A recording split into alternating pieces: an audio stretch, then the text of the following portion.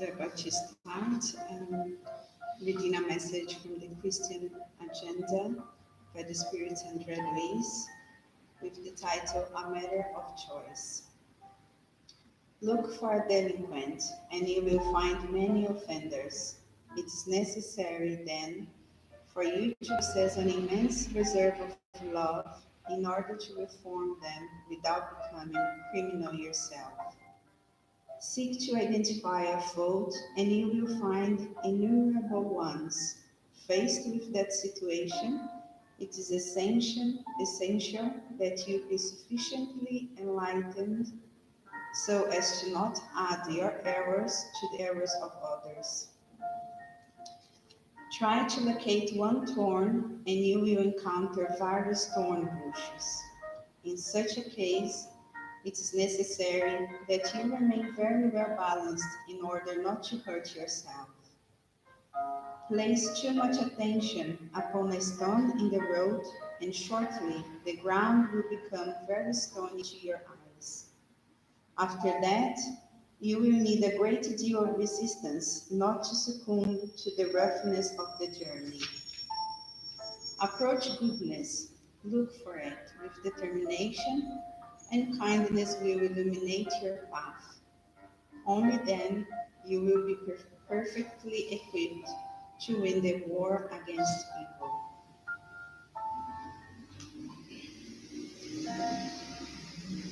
And in that way, we start our meeting today with our reflections.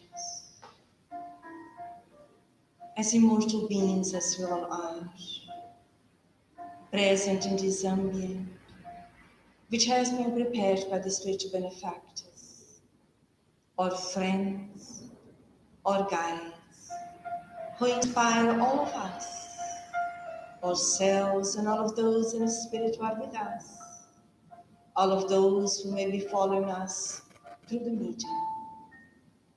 May we bring the focus of our attention in this ambient, as learners, as students, as we all are, blessed with this opportunity to study once more about the Spirit's book, the universal knowledge that is presented to humanity by the enlightened beings.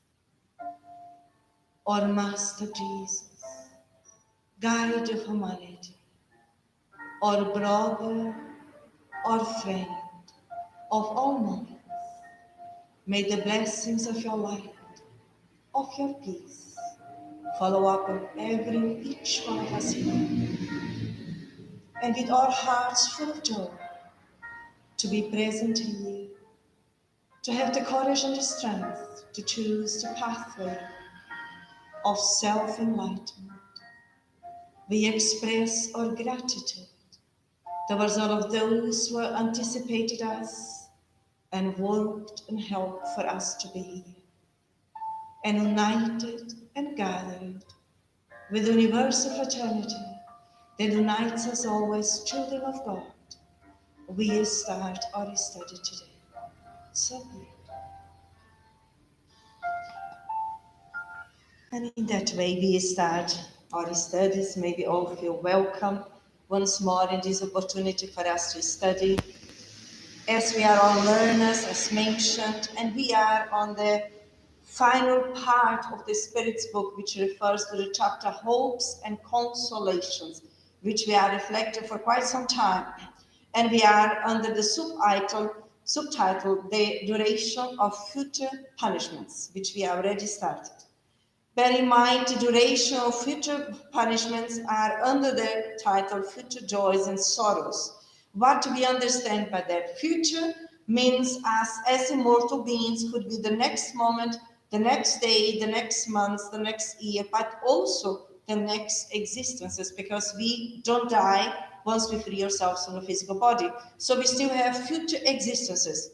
Joys and sorrows pretty much depends how we are using our free will here on earth, on the school earth, as we say, on our daily existences. And then the duration of the future punishment we explored last week is education process, our learnings, our experiences that we require or the benefactors offers to us for us to learn. And the duration of the future learnings depend pretty much how long we choose to do wrong and how much effort we put into in the present moment, in every existence, in every moment.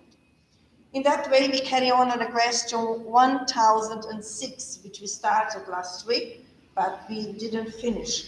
And for us to situate ourselves, we start with it again. So the question 1006 says, can the duration of a spirit's suffering be eternal? Do we still remember what we saw last week? Or if you hear the question asked, can the duration of a spirit's suffering be eternal? What do we think? Can the suffering of any being who is evolving be eternal? I don't think so. Why not? I can't remember the answer there. Did we or do some beings in the universe believe that the suffering can be eternal? Yes, especially us or those we still are under the references that when you die, you end up in hell or heaven. And if it's hell, you are suffering forever. Within the school of Spiritism, we don't believe in that because we start to believe that God is law. Therefore, no one, no creature can eternally be there suffering forever. And then we saw this last week. Of course, if it were to remain eternally bad, that is to say, if it were never to repent or improve itself, it would then suffer eternally. However, God has not created beings eternally devoted to evil. That was the point that we reached. Why did God not create creatures to eternally suffering? God is love. God is love. What is the purpose that God create us all? What is the objective? Progression, perfection. For us to progress, for us to love, for us to really develop real happiness is the opposite of evil or suffering. Although in the stage of evolution where we still are learning under the mechanism of suffering. But we will reach a point that we choose to learn through love. But the main point is for us to conquer real happiness. And it's still within the same question. This answer was given by the Enlightened Spirits. Now we learn through some words, who says, they were only created simple and ignorant. They referring to us or those disincarnate. And all of them must progress over a longer or shorter period of time according to their own free will. This will can be related to various degrees, just as there are children who are precocious to various degrees. How do we understand the answer by St. Louis? I understand that he's saying that we were all created the same, no difference. So every single children of God was created simple and ignorant, but everyone has a different speed, let's say. Okay, speed or velocity? Or velocity, yeah. Yes. Everyone has, because of our free will and the choices we make, everyone will progress in a different velocity. But we will all progress eventually. And then he's relating this he's comparing this to the children who, when we watch the children, they're never, even though they might be the same age, but they all in different stages. None of them are the same because we are all individual. Mm-hmm. And what is the major point to refer to regarding the speed that we choose to evolve? What is the major point which is behind the speed or the velocity that each one of us chooses to progress? It's our free will. Yes, it says here, according to their own free will. So again, we bring the responsibility back to the individuality, because we are all created by God, simple or ignorant, but in a unique way. God did not create beings copy and paste. We are unique. And the own free will is where we train our willpower according to the natural laws. As more as we do, more we evolve in one existence and on the other existences. Or I can delay that using the same free will. Is that making sense? What would be behind the use of free will if we choose to delay our progress? I think when we choose to use our free will against God's law, when we choose to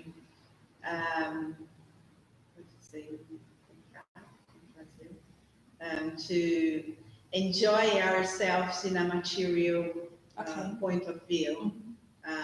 If I choose to be evil, if I choose to be like pride and okay, when we are prideful, or when we are dealing with our selfishness, or when we are suffocated by our personal interests, because still, when we are under those references, we still are using the free will, but we are using it in an immature, infantile way. We disconnected with the purpose that we came back to a new existence, because we all came back to progress spiritually. And in order to progress spiritually, we need to learn to dematerialize ourselves and not prioritize material life again.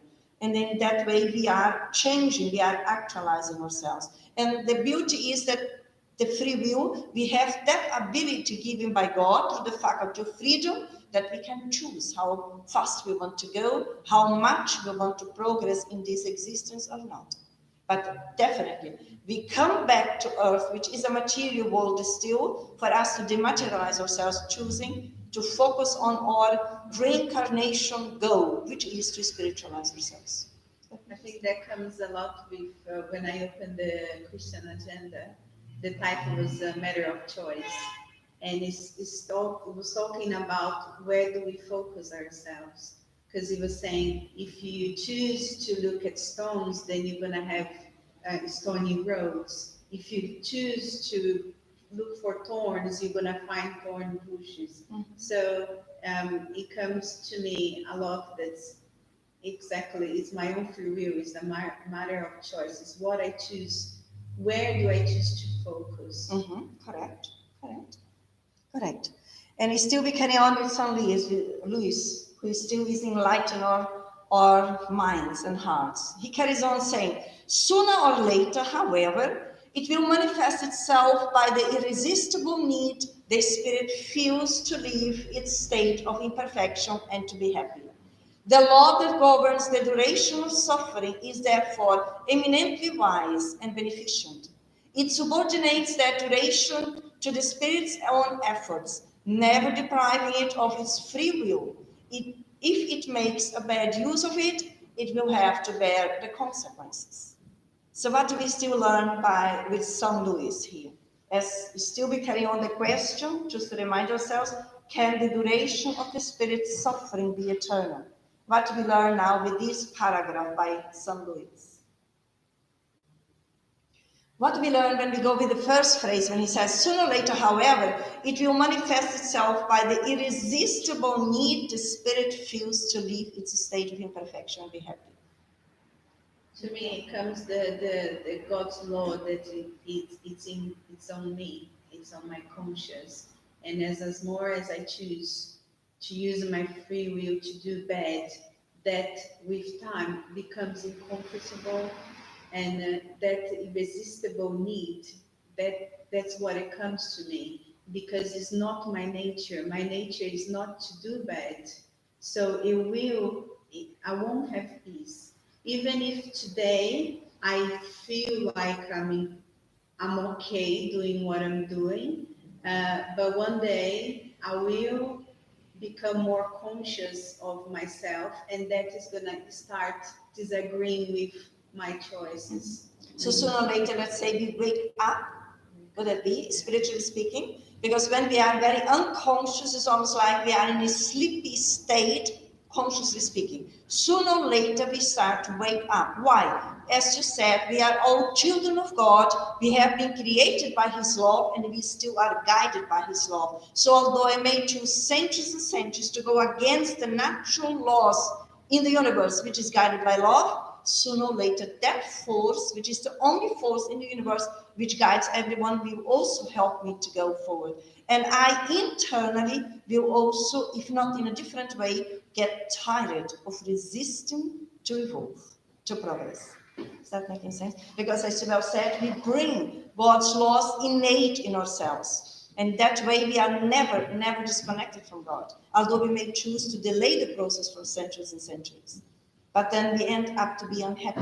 And that unhappiness, we become tired through time. Yes? And then we carry on. The law that governs the duration of suffering is therefore eminently wise and beneficent. Which law is this? God's law, or the law of progress, or the law of love, as we say, because it is there to guide, to promote us, to get us out of the suffering state, because no one has been created by God in order to suffer. Never, no one. We have been created by God with love in order for us to learn to love. And then carry on. It subordinates the duration to the Spirit's own efforts, never depriving it of its free will. What do we understand with that phrase? It subordinates, is very important for us, isn't it? That duration, how long we suffer, how long that suffering stays, to the Spirit's own effort. Which kind of efforts are those? Or what do we understand by the Spirit's own effort? To me, come respect to my choices, and it needs to come from me, the desire to do different. Because I would never learn if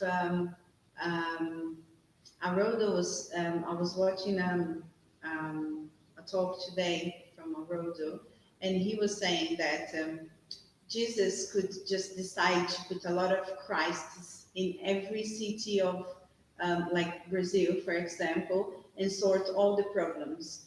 But then what good would that make? Because it's not, I wouldn't realize what I'm doing wrong. It would someone else come and do it for me. And as soon as someone else leave, I would go back to the same road that I chose before. So it needs to come from me, my own effort to change, and my own effort to wake up, as you said before, to leave that unconscious path and realize that I'm not here for what I'm doing, but I'm here to progress, to do good, to follow God's laws. So for me comes a lot of respecting my free will and respecting my own time as well. And it needs to come from me to change. Okay. And others, what do we understand about from what Thais said, our own efforts? I think it's the efforts that we do to modify our actions, our feelings to the God's law of goodness, Okay. of love, so that good movement. So my bad choices will be the good choices on God's path. Okay. And what do we as immortal beings need to develop in order to develop our own efforts? To, be aware of your own. To be conscious, as I said, yes, to be yes, aware yes. as a unique being in the universe, and aware that I bring the natural laws within myself, which are God's laws. And when St. Louis says, on effort, I think he's helping us to bring the focus back to us, which we need to learn to be responsible for our own progress. If you are not responsible, will we develop our own efforts? We will always blame somebody else, or we will be defocused from our spirituality. We will be focused on something else according to our habits that we created previously. So responsibility, dedication, effort means persistence, perseverance, to insist up to the point that we condition ourselves towards the goal that we asked to come to develop here on earth. Yeah? So it is almost like activating the potentials from the soul, which are the virtues. Discipline, for sure, we also need.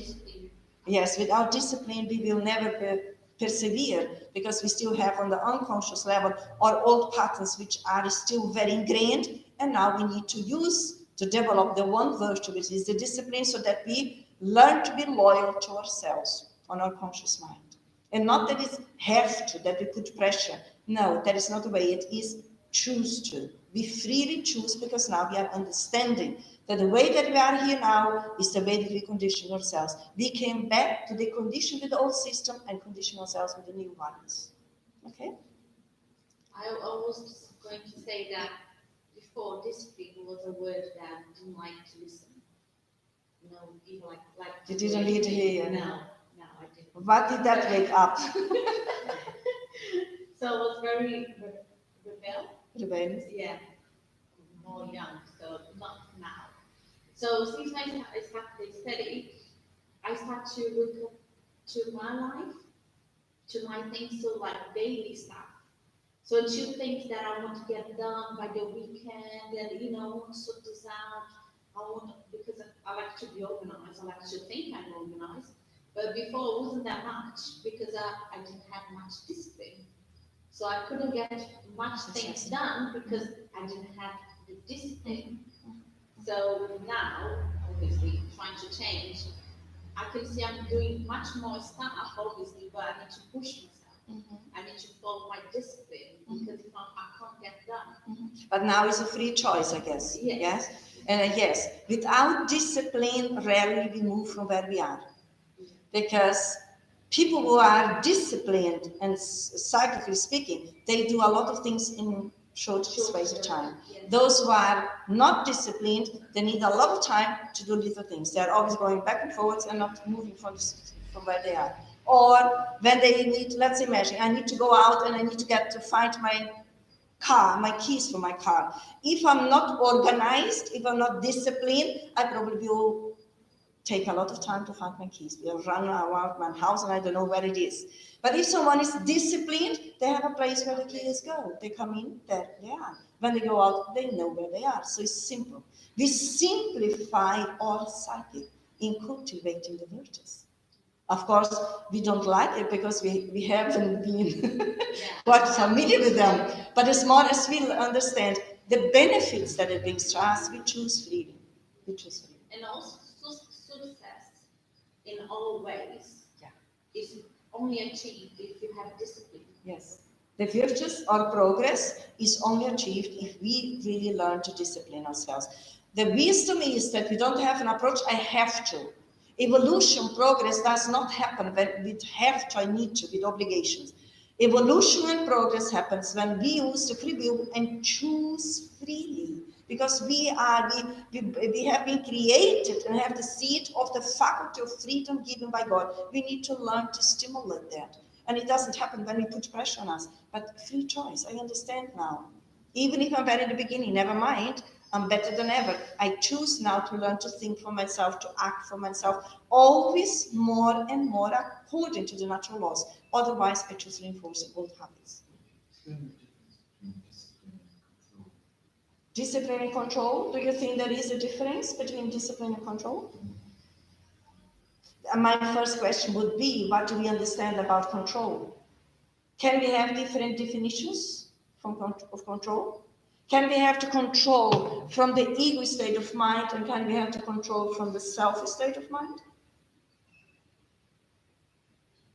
Yes.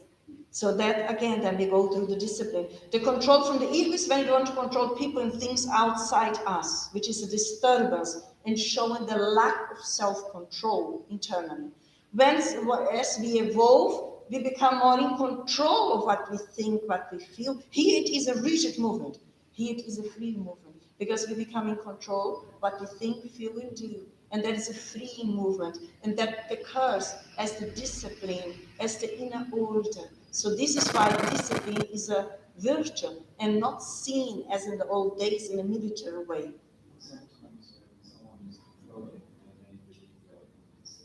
Yes, it could be. And a lot of us still are. There is a fine line, yes, as we... On time, doing everything to do. Someone can look at that person and say that this, but it also could be, or could be not, depending the intentions where the person is emotionally. And we cannot say that. Because once we learn to discipline ourselves, our minds, our hearts, or in other words, our thinking, our feeling, we will develop internal punctuality, which is responsibility. Again, the different virtues that are interconnected. But that is not rigidity. That is my duty to be on time. Because as much as we evolve, the superior beings, order comes from God, from that onwards towards us. And as much as we evolve, that is a natural way of being, but it's not imposing. That is an internal value that each one of us develops. Internal. It will be externalized with my duties in life, in respect with other people, in respect with my duties. I will be on time, but it's not that I will be tense internally. Once we free from the tension through self-awareness and changing internally, there is a free moving. All what we refer to virtues is freeing us, psychically speaking. Is that making sense? Did we finish here? Yeah, can we move on? Then we move on now with the question 1007. Tamara, would you like to read it for us, please? Are there spirits who never repent? Short question, and what do we understand? How could we reframe it to also help those who are studying with us? Are there spirits who never repent? We are under the title, The Duration of Future Punishments. What do we understand about spirits? Let's imagine that someone is studying with us here, never heard about spirits. What do we understand about spirits? Hello? What do we understand? The spirit, we say, but what do you understand about it? It's us. It's us. Yeah. It took so long time to say. There's incarnated spirits and disincarnated spirits. Spirits are children of God, created by God with love as immortal beings. It's so simple, isn't it? Some are incarnate, others disincarnate. No, I don't know, but the simple things sometimes. But you know, this is important because for us it makes sense, but those in the spirit world, just they may not understand what are you talking about spirits. We never heard when the vision was pretty much based on the body. We are all spirits. We are all immortal beings. We are all children of God. Now the question is, are there spirits who never repent? Never repent. Is this question referring in this existence or in the evolution process? In evolution process. So, are there spirits who never repent? Can one spirit, one of us, never repent of what we do?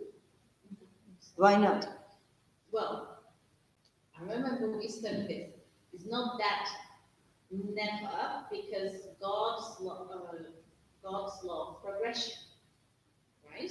So he can take a very long time to repent himself of what he did, and his feelings and all that, and can take many years, and God knows, but no eternity, because we are, we don't die, or the spirits don't die, we are. Is it because I don't die, or is it because I have a free will? And if I have the free will, which is given by God, can I not choose to stay stationary? I don't want to progress. I don't want to change. You can choose. Okay. You can choose to stay stationary. Okay. The never, I remember we studied that. You can stay on that situation that you're choosing to stay for as long as you want. But the law of God's progression is going to move you around. Good. How does God's law move me around if I choose to stay stationary for centuries and centuries and centuries? And I may say, don't bother me, I'm happy where I am. Now explain to me how God's laws will move me from where I am. It's simply lack of free will that someone says, no, I don't want to go, or the feeling of free will. Which one is it? Is it a lack of free will that stops them moving forward? When we are in this state of mind, these different levels of evolution, we think we have the free will and we do what we want, because it's all ignorance. In reality, we do have the free will. But what you don't understand in that level is that the superior have ascendance over the inferior. So even if I choose for centuries and centuries, using my free will in a negative way and against God's will, because God's will is that I promote myself, that I learn and progress towards the real happiness, then his laws, which are internal and external, they will activate to help me to move forward. In which way? Will I do that alone? What happens? Are we alone in the universe? No. Even if I think in my rightful way, I do what I want and don't bother me, it's an illusion. Because the love that comes from God is greater than my illusion, my pride and selfishness. What happens even if I go to the, as we say in Spiritism, the umbral, which means in inferior levels, and I stay there hating whatever, they are dear ones that we through different existences already related, usually our moms in previous existences. The spirits who are much more evolved on the emotional level, they come towards our aid and they help to free ourselves from that state. This is the emotional integration that allows someone to really have free will, because before that it's just mechanisms that are reacting to life experience without any intelligence. So if there's mechanisms that are constantly reacting, you're not choosing it in one way, because to have free will is to say, I will choose to either react or respond. So I think we use the free will, but in a primitive way, through our ignorance and our immaturity, as we used already, because we are all beings from centuries and centuries of existence already. It's not our first. So we use the free will to condition ourselves where we are. And as more primitive we are, more higher is the level of our pride and selfishness. And in that blindness that we all went through temporarily, we think and we truly believe that we are free to do what we want. But as more as we evolve, understanding the natural laws, we understand that the real freedom is not for me to do outside what I want to do. It's internal. When I adjust my emotional and psychological dimension according to the law of God that is the creator of the universe. Then we become free internally, and we naturally will bend, which means choosing to cooperate, to expand the faculty of freedom. But a lot of people in the universe, the majority, what we have as a concept of freedom is not freedom. Because we still are enslaved by our passions, by our vices, by our rebelliousness, and I do what I want. That is not freedom, although our ignorance state of mind may perceive it in that way. So see, if you are in a primitive state, it's about survival, which is the basic instinct of life, survival. And if you're not moving from this place, you're not really choosing in some, you don't have free will, because you're just like an animal that when it kills to eat, just kill it because it has a necessity. But when humans are primitive, it's primitive not out of necessity. But we are beings more than 2,000 years that we are coming going. So it's not that we don't have the intelligence developed. We have not developed reason according to the natural laws of God. We can reason. But if we look in history, we don't need to study spiritism, we can study history. We see, and we also, be honest, we also are coming from the materialistic ways of living. And even in this existence now, what is the materialistic life telling us? To live in a very selfish way. Do what pleases you, as long as you are happy, but with the eyes in the here and now, without having understanding what I did, what I came to do, and where I want to go. So we bring that on our unconscious level, and now we need to become more conscious and change, reintegrate our old way of reason, how we understood things. We have a question in the Spirit's book, we go back later on again and we go through it, which says that, which is quite interesting, because at the beginning when I started to study, I was always intrigued, how can that be? That you are centuries and centuries already in the reason level, and you cannot reason properly. Then Enlightened Spirits tell us, because we, not always the reason is correct, because we educated our reasoning in a selfish, prideful way, in the opposite of the natural laws. This is what we bring as history, psychically speaking, that we need to become aware and re-educate ourselves now. It's almost like using the free will consciously, that we learn to think for ourselves, because partially throughout our existences and our evolution, what we learned it unconsciously. Would you agree with me? Because we were told, people told, we also came from those religions or philosophical schools. We were told, we believed, but we didn't challenge. We weren't motivated to think for ourselves. And in Spiritism, there is a very strong point that brings us up, that we individually need to think and reason for ourselves, because we bring the laws within already. We just need to activate and stimulate those. Okay? Okay, we are with the question. Are there spirits who never repent? Let's see what we learned by the enlightened beings. That is St. Louis who says to us. There are spirits who put off their repentance, but supposing that they will never improve would be to deny the law of progress and to assert that the child will never become an adult. How can we translate that? It's beautiful the way that St. Louis puts it, but how could we translate it with our own words? It's what I was trying to say, not my words.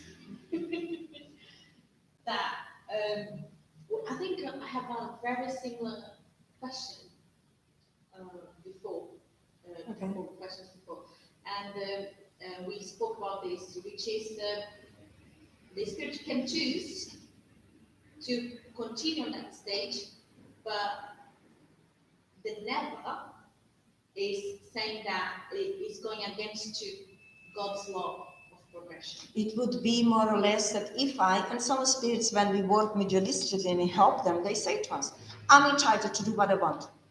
I have my free will, as we always did in the past. But we, in that state of mind, we try, in an illusion way, to put ourselves in a position of the creator. And that is completely wrong. No one can do that. We need to put ourselves in a position of the creatures in relation to the creator. Okay? So what comes up here? Do you want to say something? Yeah, it's more or less what Tamara said, because the question before is said about that irresistible need of change, that as long as we choose to stay in the wrong path, it will come that need. Yeah. And it's according to the law of progression, to the law of love. Mm-hmm. So as even if we stay for centuries and centuries choosing using our free will wrongly, as you said, it will come that need of change. Mm-hmm. Even if I may insist, and I don't want to, because we read through the literature, that sometimes our rebelliousness is such that I don't want to come back and carry on, because I know the difficulties that I need to go through the law of cause and effect. But if that happens again, the greatest power has ascendance over the lower, let's say. So the benefactors will help me to bring me back to the school earth so that I can carry on my journey. And as more as we choose to become humble and to take responsibility for our process, then we participate in the choices of each existence with the benefactors. And that is very good, because we become more aware of our mistakes, what we want, where we are, what we are repeating. And we ask, please allow me to do it in this situation. Please help me to come back with that soul, with that spirit. I need to learn to live with that individual so that I learn to overcome resentment, for instance, or differences that we may have, because we are all brothers and sisters in humanity, and we need to learn to love and respect each other. So, as it is not possible in one existence to carry out everything what we need, we come back with a specific people, in specific situations that we need to pay attention, that we don't run away, because that is what is prepared for us. Does that make sense? So that we reorganize our own side.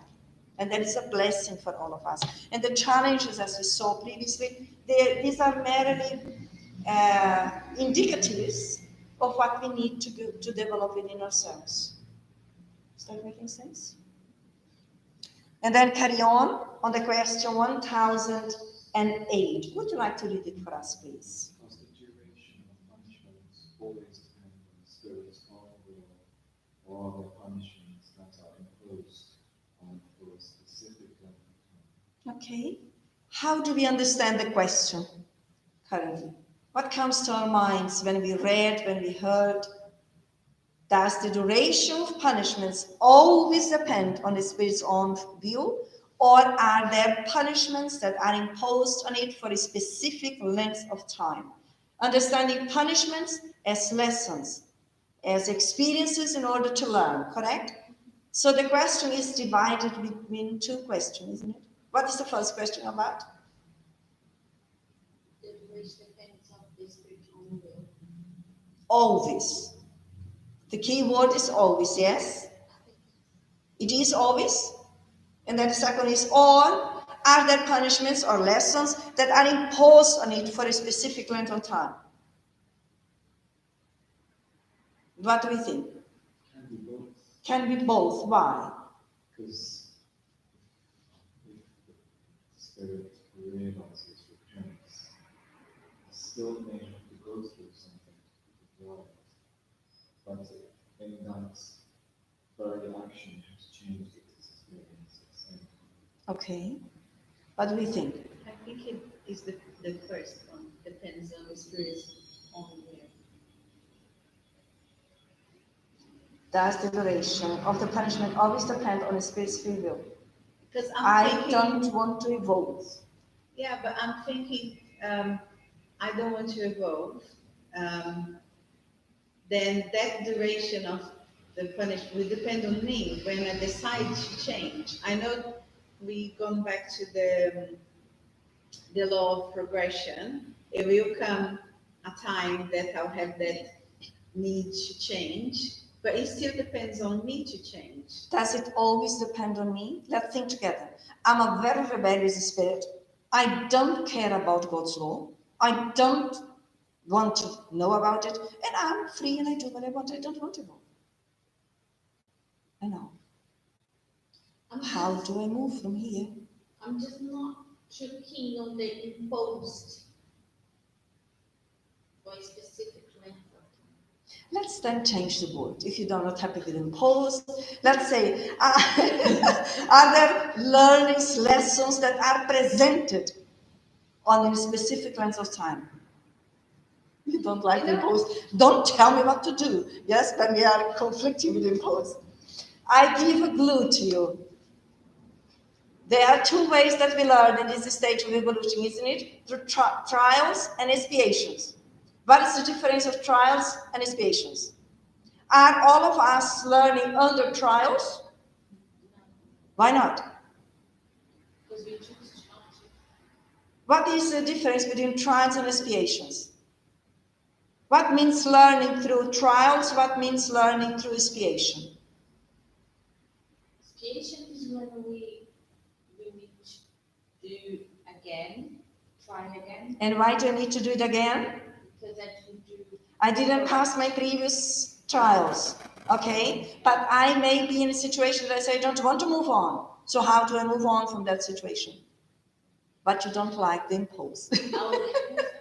The benefactors will come to my aid and will say, dear darling, you are centuries and centuries in this condition, and that's no longer good for you. So therefore, it's time to go back to the school earth. I don't want to, you go. No, I don't want to, off I go. The superior have ascendance of the inferior. Don't forget that. That is expiation. Our free will is limited in this situation. And that is not breaking the free will so on, that is helping me as an ignorant spirit who is resisting what is good for me. Does that make sense? I'm thinking on another note, if I'm imposed to a duration of punishment, and then I'm more conscious, I'm more aware, I'm working on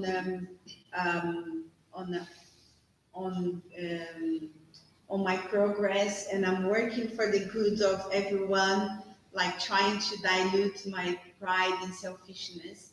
And then the time for me to expiate something comes, but I'm there doing something good, and I might transform that expiation in learning true love. That's why I thought it depends on my own will. Yes, but there are situations that the spirits don't want to come back to Earth. We help a lot those in the mediumship world. They don't want, because again, the pride is so intense, and the rebelliousness that they don't want, because they think, and probably we also went through these illusional phases in our lives, that we think we can do what we want forever, which is a mistake. We cannot. Expiation is very clear in all the questions in the Spirit's book. Trials, we are all on trials as learning processes here. A lot of trial has to do what we ask to go through in the spiritual world, where we are freer, we see what we did, we see what we didn't, and then we choose and ask the spirits, please put me in this situation with this person to go through this experience.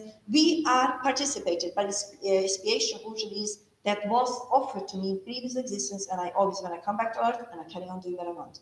I come back with a new proposal, carry on doing what I want. I'm not submitting myself. And then I attract the expiation, which I don't want to go back, and then the spirits promote us to come back, because we are all submitted under God's laws. Expiation usually is easily to perceive when people are very against the learning on Earth. Can we think of examples? What would be examples that a spirit, or perhaps we already went through in previous experiences, that refer to expiation, which still is a learning process? Don't see it as negative.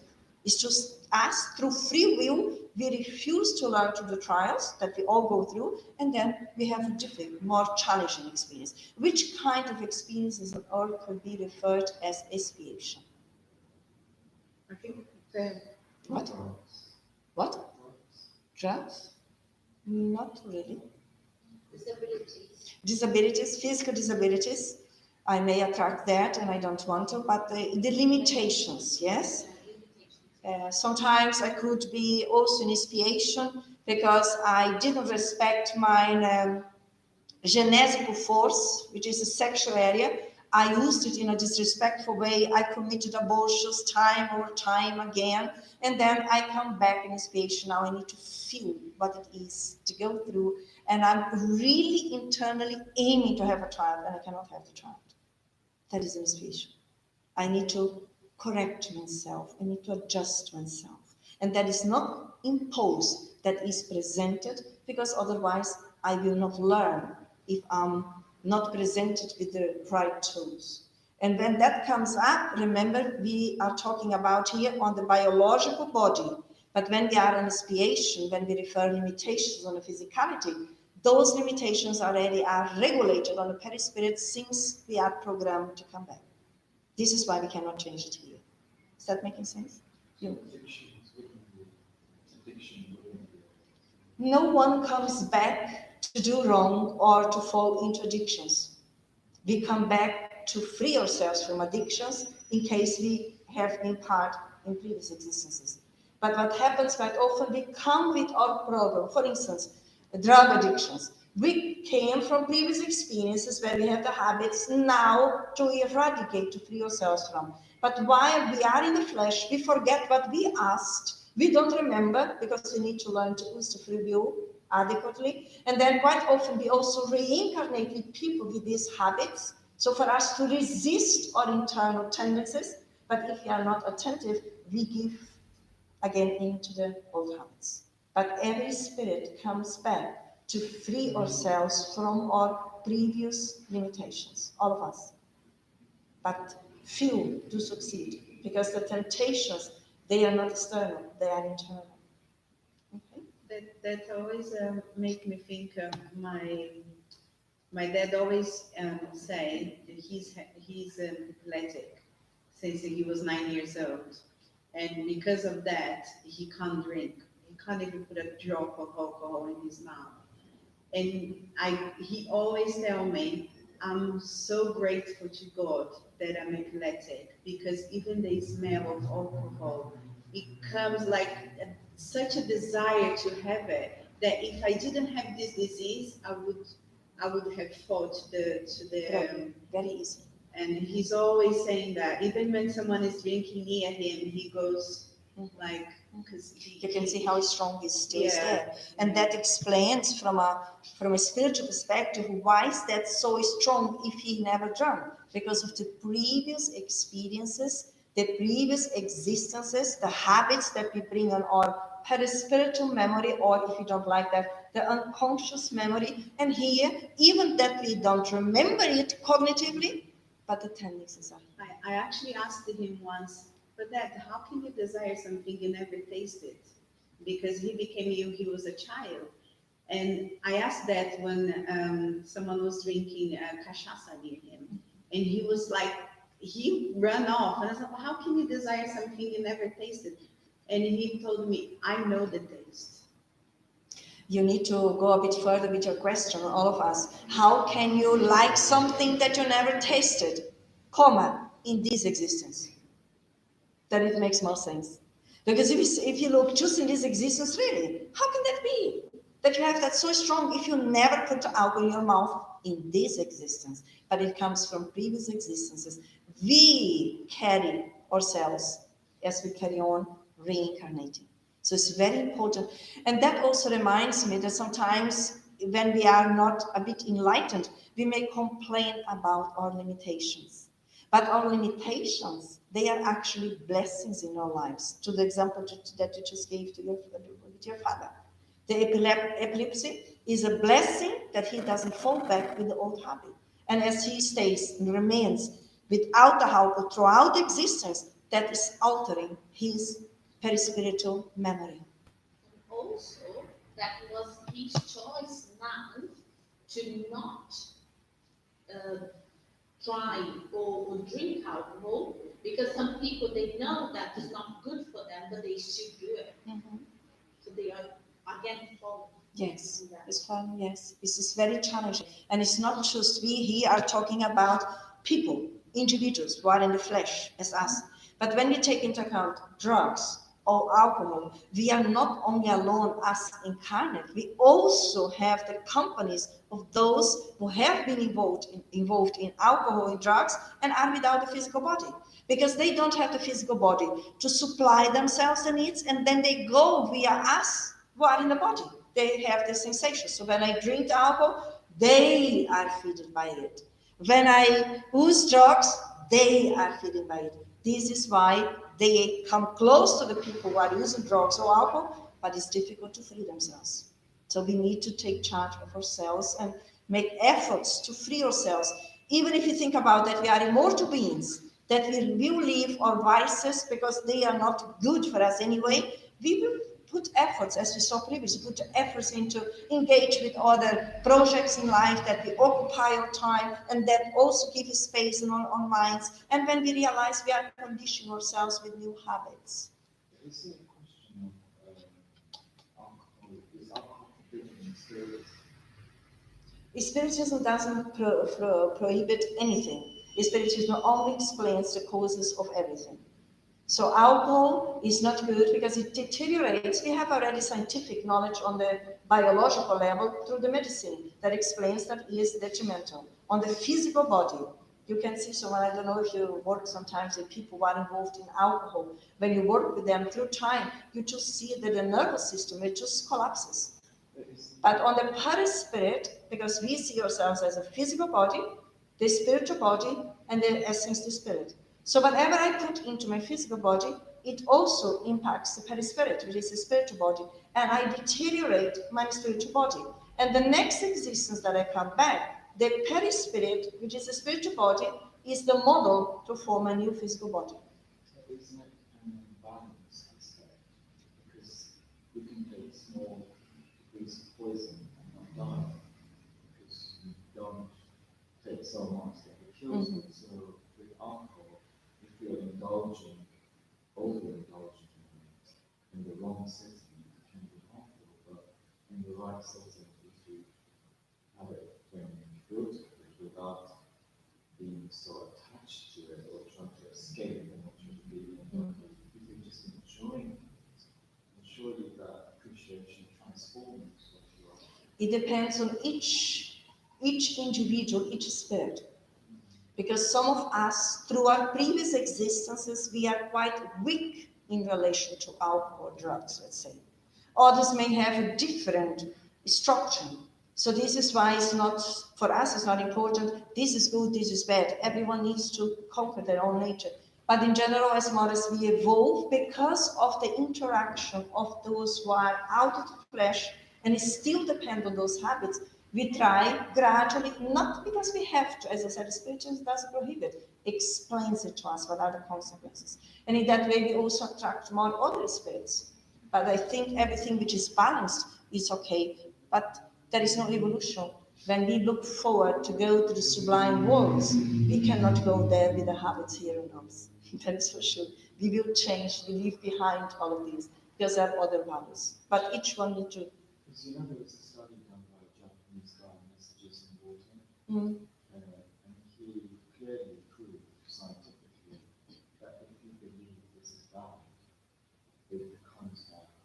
So I think there is a fine line between knowing that the body isn't correct, but if you start projecting on it, you create even good food into poison because of your way of looking at it. I can see, but I think as more as we evolve, we will not look at alcohol drug as something poison or whatever. It's just we restructure our concepts, our belief systems. And because we don't bring that as a free choice into our nature, which is spiritual, that is almost like freeing or detoxing from past centuries of experiences that we went through as a natural way of evolution and progress. Everything is in the mind, how we believe it. But there is the problem that when we look at it only from biological level, we don't consider the spiritual reality that is around us based on every behavior, tendency, or value that we bring within us. Is that making sense? So now let's go here then. The question was long. Let's see what we learn here. There are punishments that can be imposed on it for a specific length of time, but God, who wills only the good for God's creatures, always welcomes its repentance. The spirit's desire to improve is never fruitless. St. Louis. What do we learn by the words of St. Louis?